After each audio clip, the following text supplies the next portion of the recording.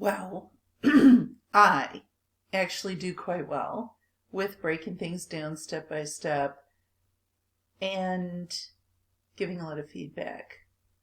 But the idea to do conditional release, I have never played with.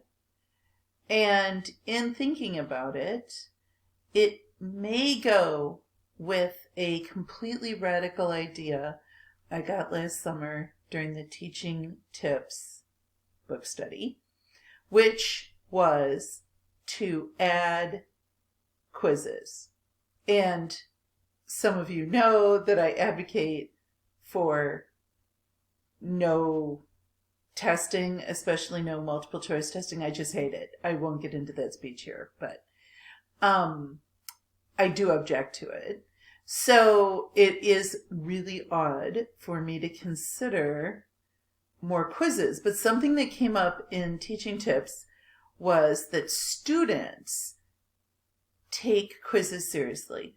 And I thought, am I causing them to not focus or to somehow believe that the material is less important because there's no test or no quiz?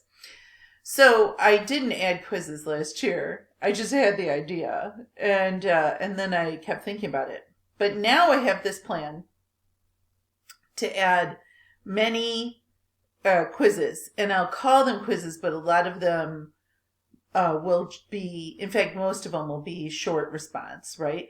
So be like, here's a little lesson, and then write a sentence that does that. So that, but I'll call it quiz because they take quizzes seriously. Maybe I'll even throw in there a test or two. And the first thing I'll do is train them, hey, here's how you can open something in another tab. So all the quizzes and tests are open book, right? But they'll still have that name, quiz and test, which might cause the students to take it a little more seriously. So anyway, I've been planning for that idea, and I've been thinking about these sequences of quizzes, and I've been breaking down the skills even more than I had before. And now comes this chapter, which talks about conditional release. And Mary, thanks for making the video for us.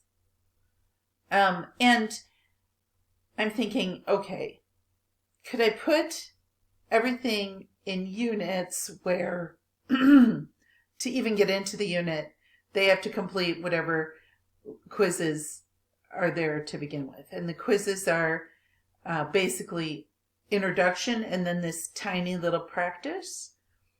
And I could give some feedback on that practice. And I could even tell them, hey, as long as you follow the instructions, you get all the points. So this isn't about points. It's about these little practices. And then could that be a prerequisite for release of the whole unit? And now that I've thought of that, I have the plan to not just redo one unit, but all my units that way.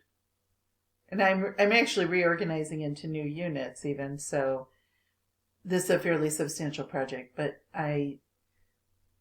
that's how I can use conditional release. So, thanks.